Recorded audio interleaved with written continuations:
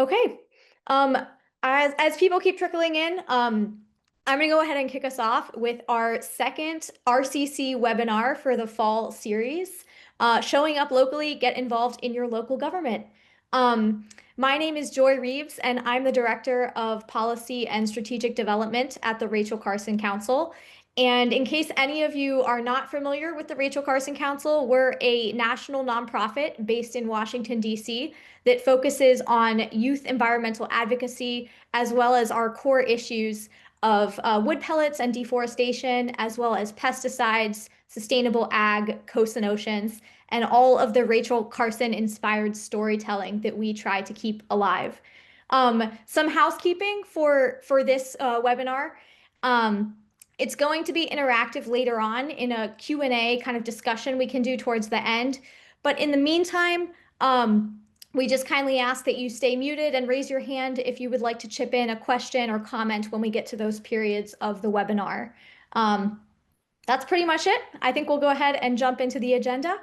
Um, we're going to start with why get involved locally and transition into kind of the basic structures of local government, a 101 on that.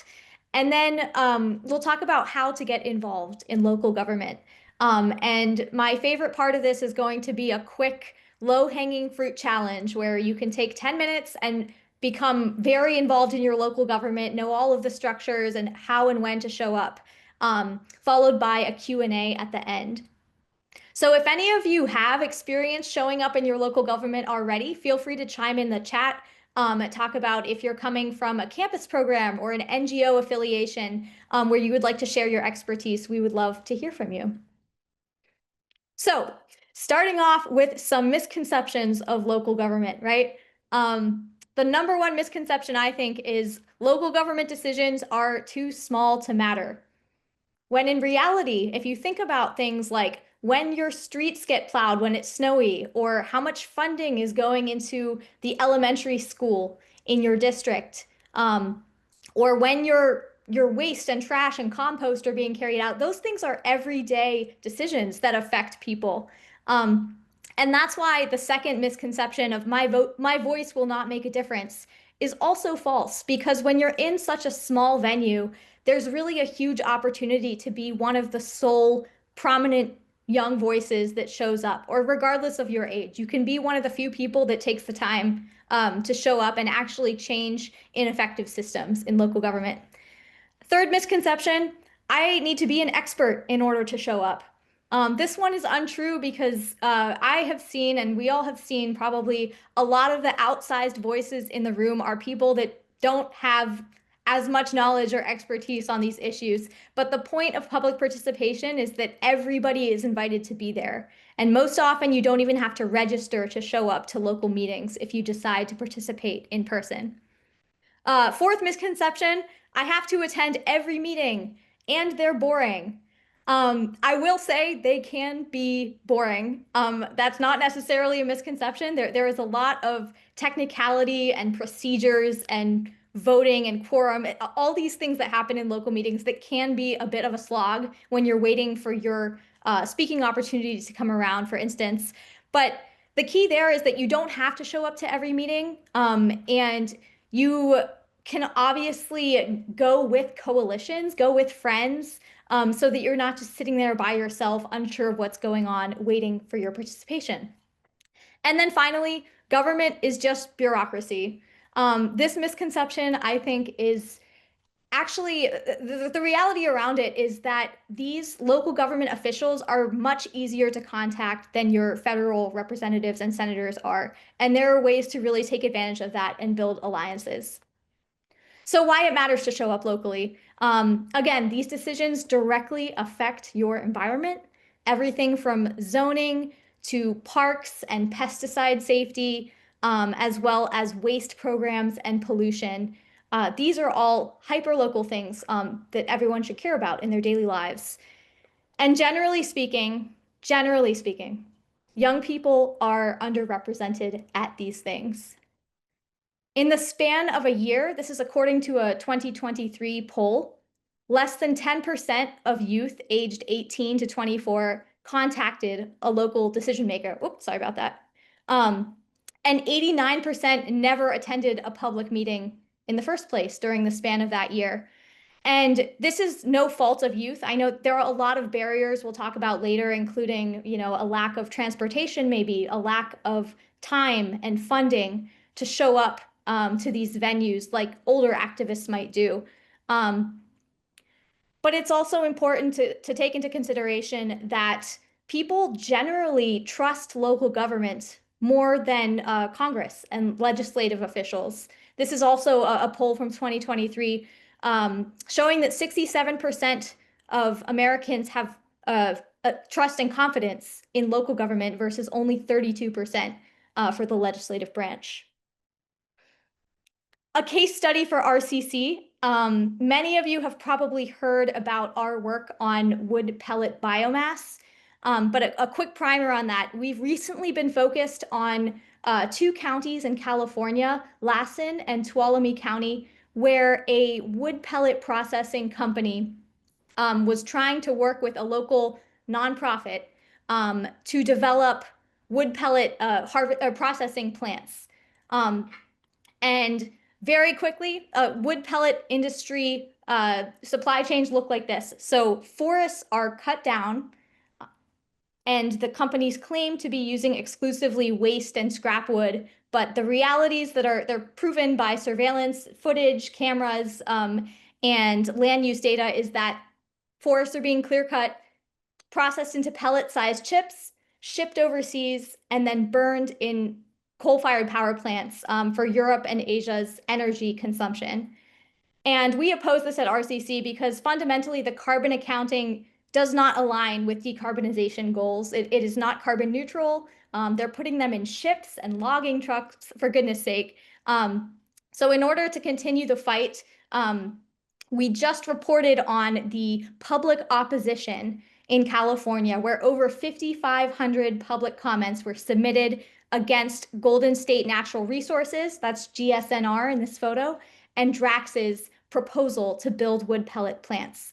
And what ended up happening is that Drax and GSNR withdrew the proposal, citing specifically this public opposition, as well as unfavorable financial conditions for the plants to stay open. And we consider this a huge victory in terms of showing up in local government. Very quickly, this is the 10th Amendment of the Constitution, federalism. Powers that aren't granted to the federal government are allocated for states and the people, so state and local governments. And that's where this entire concept rests in federalism. And when we talk about local government, this is kind of the umbrella. And again, these slides will be sent out, so you don't have to frantically take notes on this. But we have the federal and state level, and then local kind of encompasses both the county and the municipal level. And we'll talk about the leadership structures in each of those. But municipal refers to your city or your town. And for the purposes of this presentation, we're going to be focusing mostly on that municipal level. Again, these are two great visualizations that you can explore later in these PowerPoint slides. But what I like about the visualization on the left is that you can remember that the three branches of government exist at all levels, not just the federal level. So the legislative, executive, and judicial branch, all the way down to the local level, you will see still are in power and in play. So starting with the state level, each state has its own government. And the easiest way to remember the power structures is that they function like a mini country. So there's a governor which functions kind of similarly to a mini president. There's a state legislature, as you know, which functions like a mini Congress. And then state courts, which function as the judicial branch. And additionally, every state has its own constitution. So just for example, Alabama's constitution, up until very recently, was 40 times longer than the US Constitution because they added so many amendments. And some of those amendments are as ridiculously local as, not being able to wear a fake mustache in church. It's really, every state can add add and change their constitution according to their local needs and update them regularly. That's just a funny example. And finally, agencies and departments. We'll talk about this later and some of the environmental agencies that are most important to pay attention to in local government advocacy. So the state level, you can see handles things that affect the entire state, like roads, highways, police, environmental and health rules, including the pest control board, where pesticide work kind of comes into play, as well as schools, universities, taxes collected by the state, and importantly, regulating logging or utilities. So I put down the PUC, Public Utility Commission or Public Service Commission. Those are really important to keep an eye on, especially in Georgia. There's an upcoming election for the Public Service Commission, November 4th, that the entire country is kind of keeping an eye on for utility prices and clean energy decisions.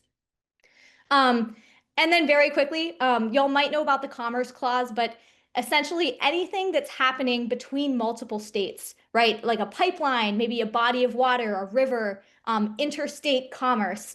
A single state can't regulate for that. That's something you're going to have to look at federal agencies, departments, regional commissions. That's just a good thing to keep in mind when you're trying to figure out who to contact. The county level. Okay. This is an exercise we'll do later where you kind of have to look up exactly what's going on in your county because they're all very hyper specific in how things are run. But most commonly, you will find a county commission structure. So this is a small voter elected board of county commissioners, which serves as the county's legislative body and kind of executive role jointly. They make policy, they adopt the county budget, pass ordinances, and kind of the day-to-day administration, right? You might also see a county council functioning kind of as a Congress, and then they would have perhaps a county executive who's functioning in that executive duties mini mayor role. And again, there are a couple of other variations and hybrid systems. It's all dependent on where you live. And then in the green box to the right, I would urge everyone to keep an eye on your county health department, assessor's office, sheriff's office, and public works office for infrastructure decisions, as well as parks, libraries. We will cover all of this in a who to contact worksheet that RCC has put together that kind of lays out the distinctions more clearly. Finally, the municipal level. So this is your city or your town, what's closest to you. Maybe you have a city or town manager in your jurisdiction, and they handle immediate community items. Things like trash pickup, recycling, water and sewer, local zoning and permits, local parks and events, city police, fire departments, health and environmental departments, and utilities, importantly. And everything that I've highlighted in green is kind of an environmental angle. So environmental departments to keep an eye on if you're working on, a project or an ordinance that you want to draw attention to in your community. I included the obligatory Leslie Knope GIF here because I have to say the show Parks and Recreation teaches a lot about local government on a very honest level. And I think Leslie Knope here is an inspiring figure in getting things as little as a stop sign in a dangerous intersection done and tangibly improving people's lives in most cases. Here's just another example. I've included two organizational charts in this presentation. This one is for Fredericksburg, Virginia, where you can just kind of see how the power structures are laid out and maybe try to find a version of this for your city.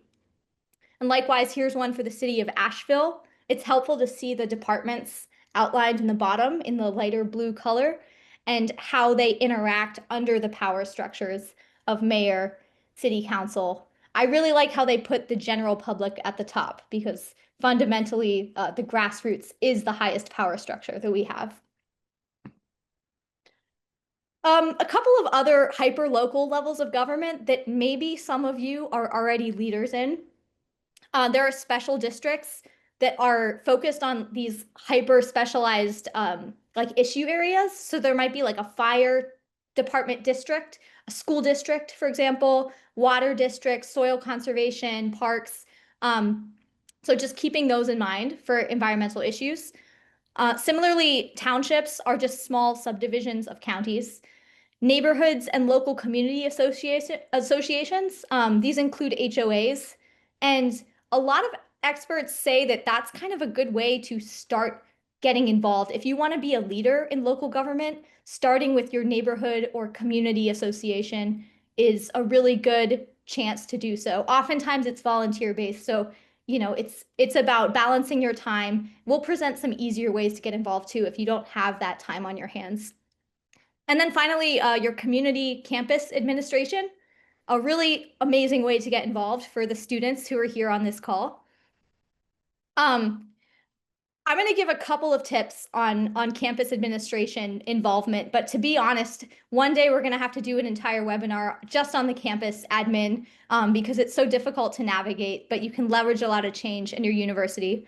At RCC, we recommend studying the power structures at your university and mapping them out, creating a power map if you can, and then working to befriend faculty who can help you reach the institutional admin, reach the people on this power chart, and form real relationships with them. As Diego has instructed students in the past, everything matters from the tone of your emails, keeping it professional and non-confrontational in requesting new projects or initiatives, and also kind of remembering that for better or for worse, you sort of have to have a PR angle in the back of your mind for your school or university with everything you do. So if you want to pursue a campus garden project, right? How can you frame it in a way where the school feels like they're really getting something out of it, in addition to supporting an awesome youth-driven project? So again, this is just a very preliminary overview, and I hope and wish we can give a fuller picture of this. But I think a lot of the local government skills we talk about are kind of transferable between local university admin and your county and city admin. This is the final page of cheat sheets. These are just my 3 favorite ones for remembering the terminologies and lingo of local government. But I'm not going to walk through them individually. How decisions are made. A very general overview. So typically, the planning commission, agency, department, board, whatever it is, will develop a policy and then invite public input on that policy through public forums, hearings, workshops, town halls, or kind of a notice and comment period, just like the EPA and other federal agencies used to do very regularly. The policy is then introduced and refined as a bill or maybe an ordinance, a resolution, a proposal, and is voted on through a series of votes. And there are committees and subcommittees embedded even into like your city council. And it's much easier to reach those members and form alliances with them, like I said, than it is at the federal level. So I worked in a law clinic in North Carolina, for example, where we regularly met with subcommittee staff on a waste disposal plan, and we became allies with them. So whenever we wanted to make a request in the city council, we would do it through the subcommittee member who sat on the city council, and that made it much easier for us than manually going through the agenda. I added a note here that most city council, school board, and local board meetings are open to the public with that comment period at the end of the agenda or whenever.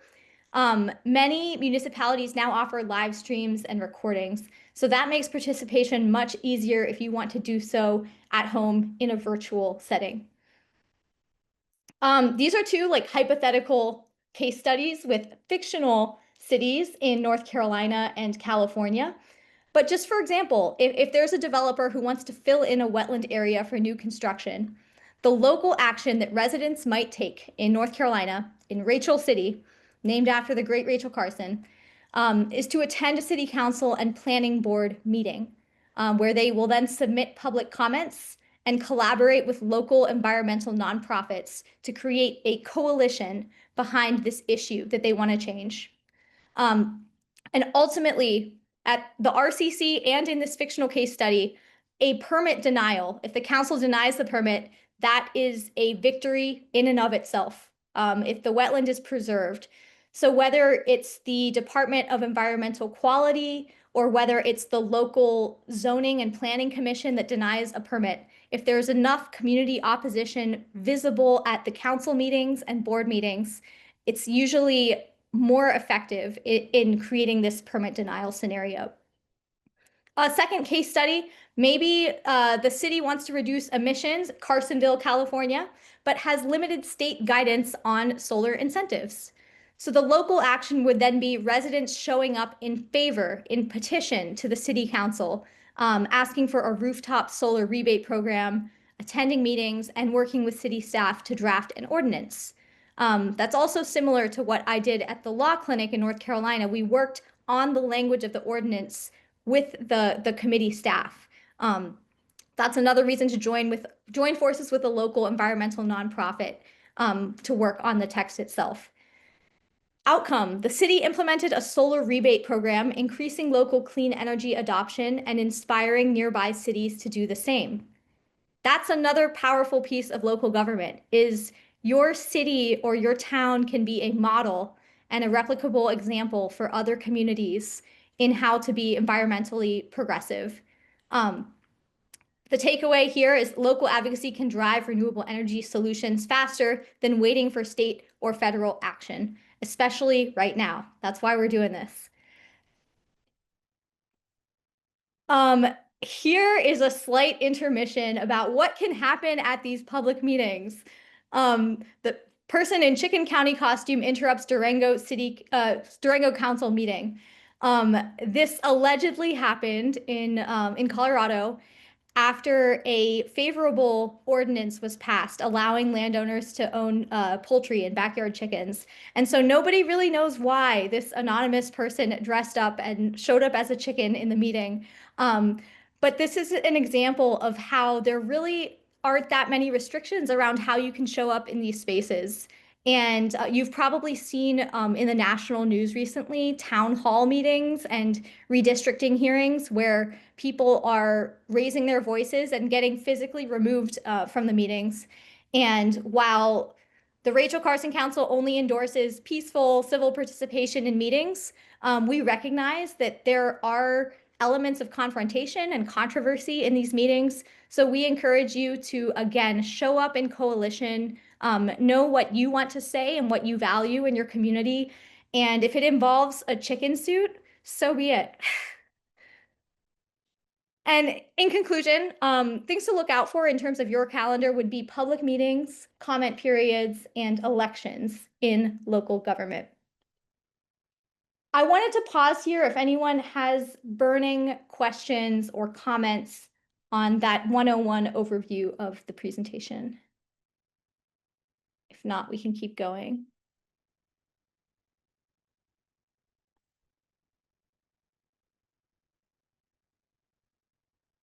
Is there a question in the chat? I thought I saw something pop up. There is. Would you like, I can read it out. That would be great. Thank you. So this is from Max. Love this presentation for advocates who are accustomed to national regulatory processes and following Congress. What lessons can be applied to the hyper-local level? That's a really good question. I think at the hyper-local level, you can follow a lot of the same general procedures. For example, a lot of environmental advocates and NGOs will use the bill tracking feature or the auto alert feature through the websites of your representative or of an issue or bill that you care about. I believe most local governments have auto tracking features too, where you can send emails to yourself, to your inbox, whenever there's an update or a movement on an ordinance or an agenda that you want to follow. So that's one lesson. And then I would say another lesson at the hyper-local level is a lot of the same kind of rules of civic engagement apply at the local level in terms of recognizing when you are meeting with an elected official, no matter what level of government they're at, you want to be polite. You want to do your research beforehand. You want to send a thank you afterwards and keep the relationship strong.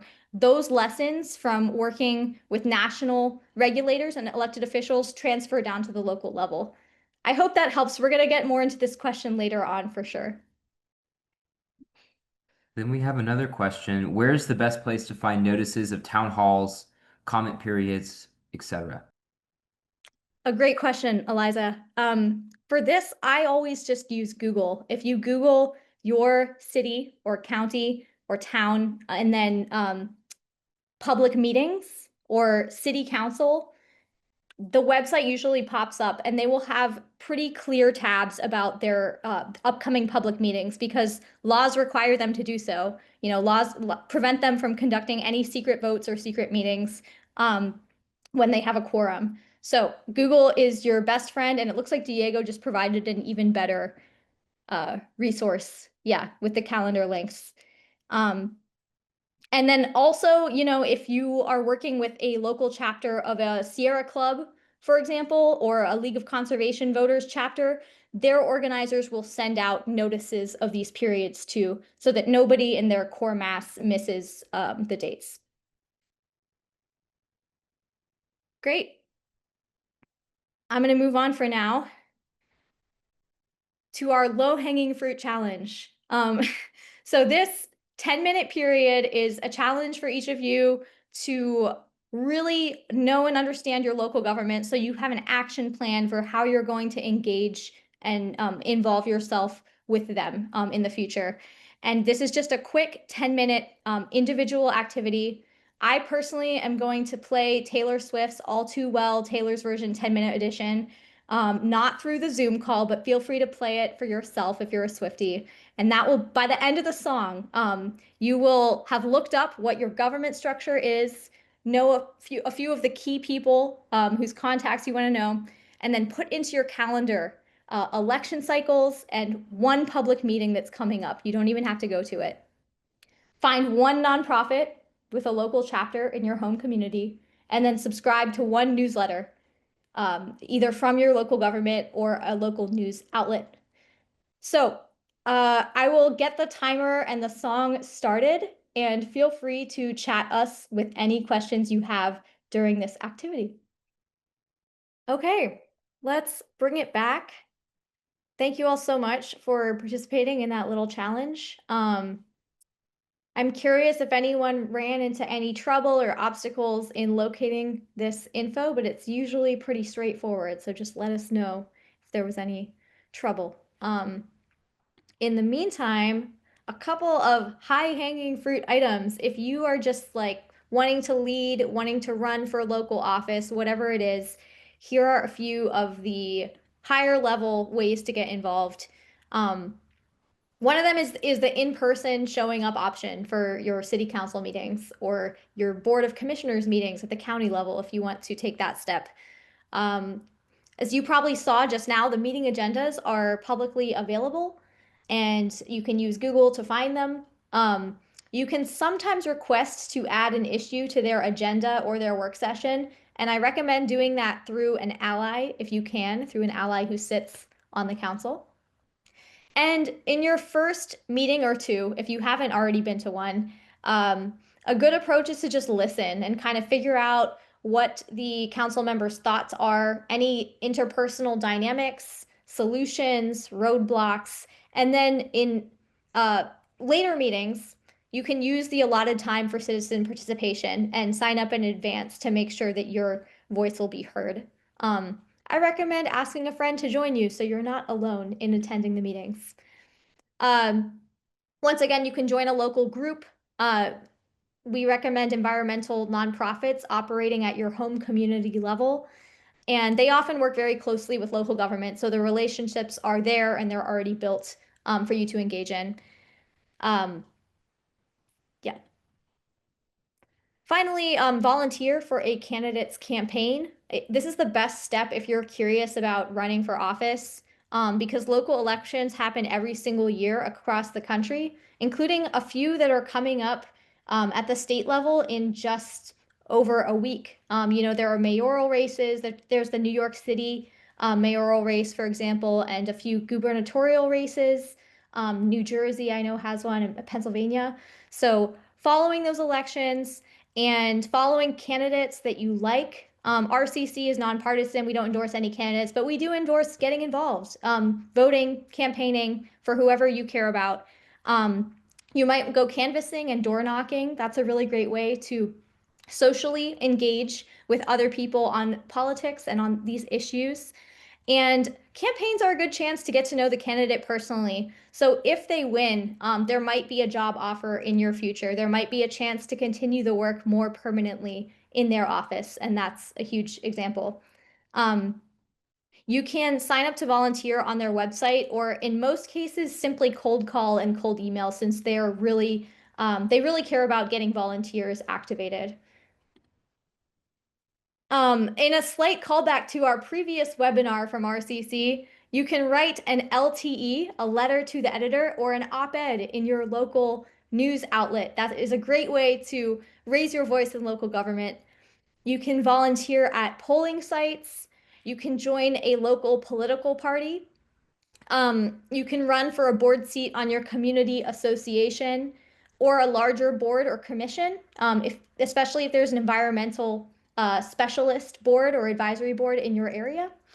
You can run for full-blown office if you want to. That would be really awesome. I think some of you will one day.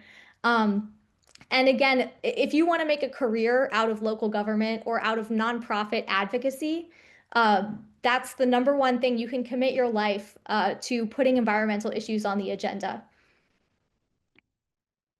A few tips, tools, and resources. Um, in addition to the websites that you perused just a couple minutes ago, there are a couple of call lines.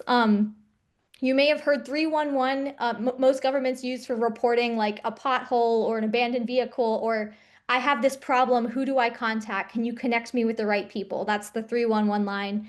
And then 211 a lot of times is for social support, if you're calling for a social support issue. County and city calendars, public records, and local newspaper coverage. The local newspaper coverage especially is really helpful, again, for like writing letters to the editor, staying averse in the issues. Social media groups and advocacy networks.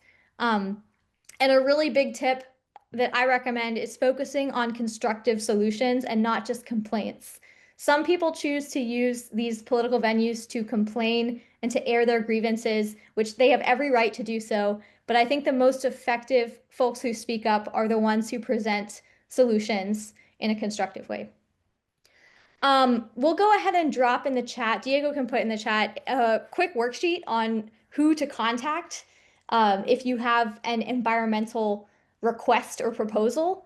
We've put it together as just a preliminary resource that might help you out moving forward. And that brings us to our final discussion phase. I wanted to check in again if anyone has questions or reflections on this, taking this first step to get involved in local government. Joy, I got a question for you that I think Mhm. is applicable.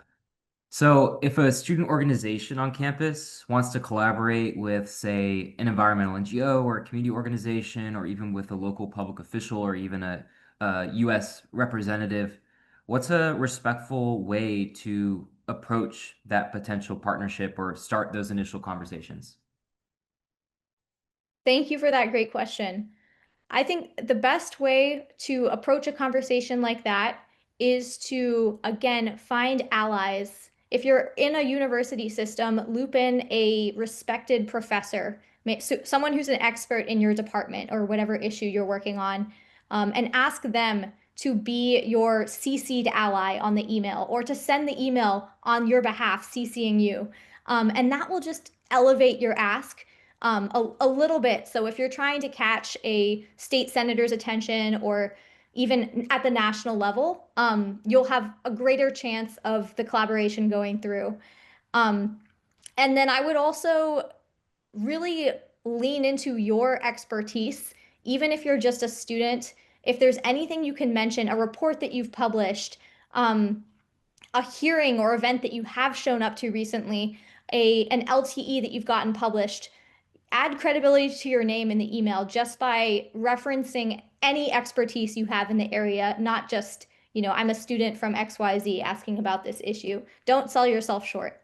That's the advice I would give. Thank you, Joy. Of course.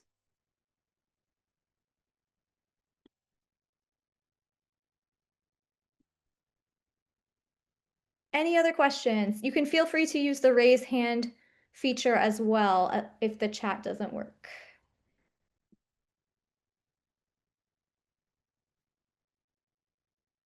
All right. And if anyone has insights too, the question that I kind of think is always at the back of our minds at RCC is how can we continue to amend the barriers that exist to youth participation in local government and in all levels of government?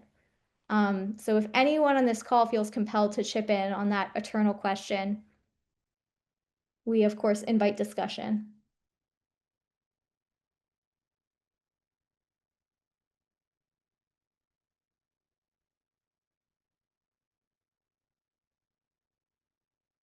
If not, I hope the resources that we've shared towards the end of this call can be helpful in taking that first step.